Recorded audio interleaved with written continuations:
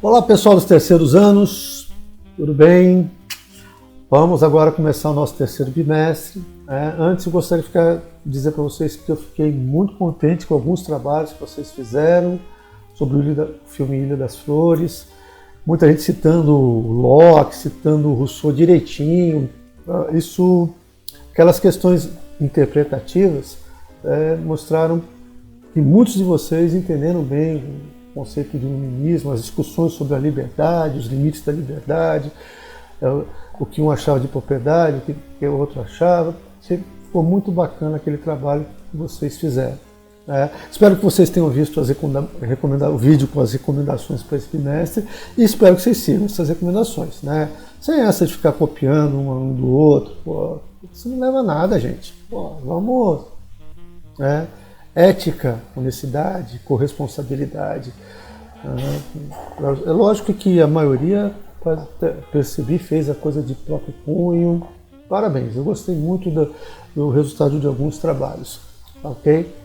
E agora vou bater um papo rápido com vocês, não vou me alongar muito, tá? Só fazer uma introdução, porque nós vamos fechar um ciclo agora.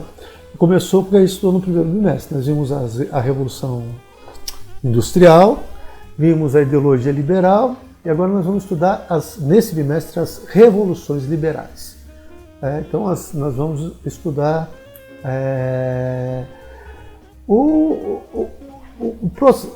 o desencadeamento natural da ideologia liberal. Por que o desencadeamento natural da ideologia liberal? Porque a ideologia liberal com o iluminismo, como vocês perceberam, acredito, fez com que parte daquela sociedade, seja na Europa, seja na América, passasse a querer mudanças. Não queriam mais um rei absolutista, não queriam mais um controle muito grande do Estado na economia. As pessoas parte da sociedade queria mudança. Não queriam aquela intromissão da igreja na vida das pessoas, inclusive nos aspectos políticos, nos aspectos econômicos das pessoas. Quer dizer, tudo aquilo lá que foi questionado pelos iluministas gera em parte da sociedade um desejo de mudança. Mas, obviamente, uma outra parte não ia querer mudar. A nobreza não queria mudar, não queria perder seus privilégios. A igreja não queria saber da liberdade das pessoas pensarem livremente. Ela queria manter o controle sobre o que as pessoas pensavam, como elas agiam. O rei absolutista, obviamente, não vai querer abrir mão do seu poder. Então, veja, nós temos a seguinte situação. Parte da sociedade quer mudar. Parte quer deixar tudo como estava. Isso só pode gerar o quê? Conflitos. Então, as revoluções liberais foram o nome que esses conflitos gerados pela ideologia liberal, em choque contra o antigo regime, a nobreza, o absolutismo, geraram. Então, as revoluções liberais são as expressões desses conflitos. Então, se a gente olhar, por exemplo, a Revolução Industrial, ela mudou a sociedade e a economia. Mudou a sociedade e a economia em que sentido? Mudou a sociedade no sentido que criou uma nova camada social, o proletariado, que era o trabalhador assalariado, urbanizou ainda mais a sociedade inicialmente europeia e depois aonde a industrialização se implantou, houve um processo de urbanização. Então, vai mudar a economia, a produção não é mais feita pelo mestre artesão, a Revolução Industrial vai trazer a divisão social do trabalho, que vai gerar a burguesia e o proletariado, mas a produção passa a ser única e exclusivamente pelo lucro. A produção não é feita mais na casa das pessoas, mas passa a ser feita nas fábricas, o edifício do empregador.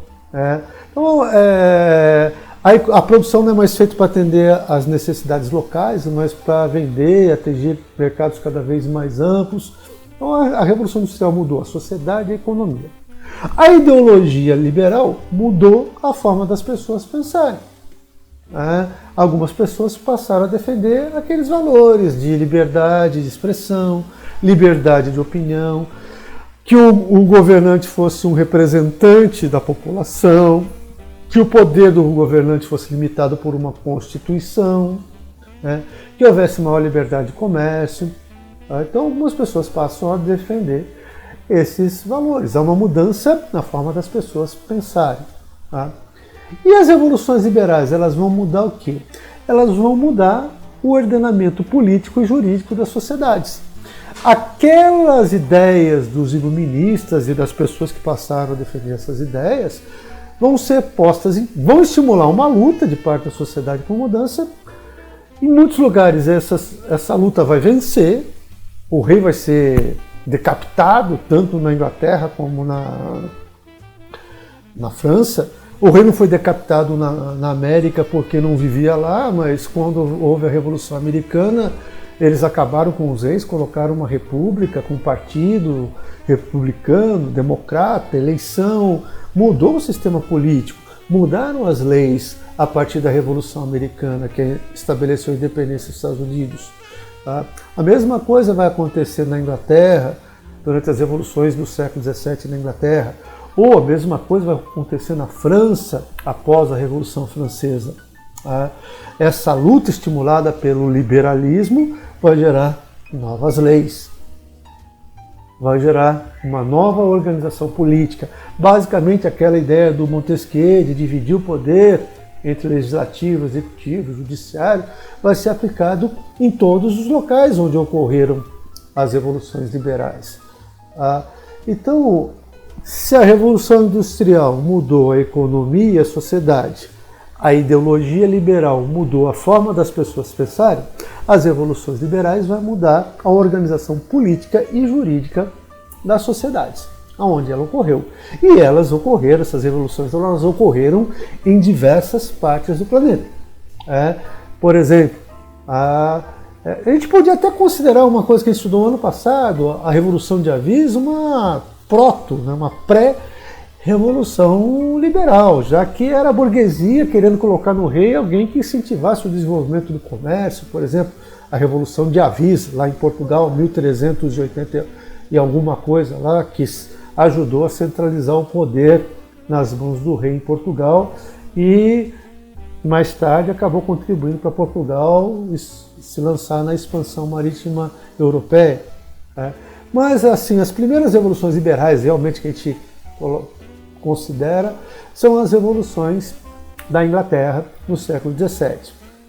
Elas são até pré-iluministas, mas para você ver como é que antes mesmo do iluminismo, aquele desejo de liberdade, de comércio, aquele desejo de acabar com o absolutismo, uma certa liberdade já estava presente na sociedade. Inclusive foram duas, por isso que a gente fala de as revoluções liberais do século XVII. A Revolução Puritana e a Revolução Gloriosa. Inclusive John Locke, considerado o primeiro iluminista, ele participou da Revolução Gloriosa. Então esse vai ser o primeiro processo que a gente vai estudar na próxima aula. Depois veio a independência dos Estados Unidos, a Revolução Americana, 1776, onde também... Mas aí o iluminismo já estava presente, já estava forte.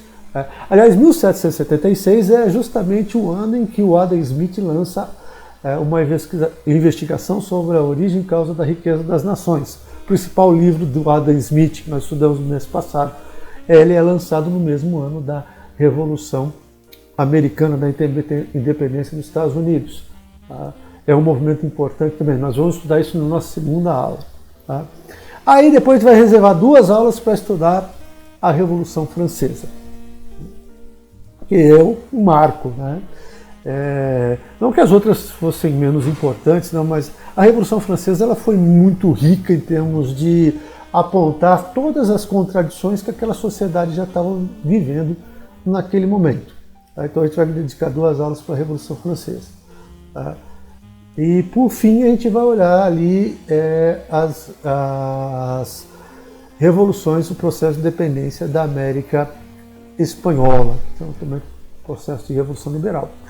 E a gente vai ver por último a independência do Brasil, que não foi uma revolução, não é uma revolução liberal. Aliás, o Brasil é o único grande país que se tornou independente sem passar por uma revolução.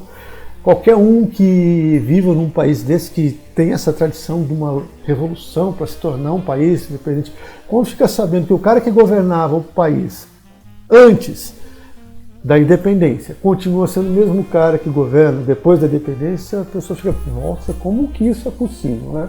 Então, o processo de independência do Brasil foi único no mundo e a gente vai estudar como é que foi fechando esse ciclo aí dos processos de independência impulsionados pelas revoluções liberais. Tá ok? Então, foi só uma visão geral sobre o que nós vamos ver. Espero que todos se empenhem para fazer as atividades, participem aí Se tiverem dúvidas, perguntem, ok? Sobre o conteúdo também, não só perguntar, tem que postar tal coisa. Se tiver alguma dúvida do que eu estou falando, perguntem aí no Google Sala de Aula que será respondido. E aí, espero que todos passem uma boa semana. Até a próxima.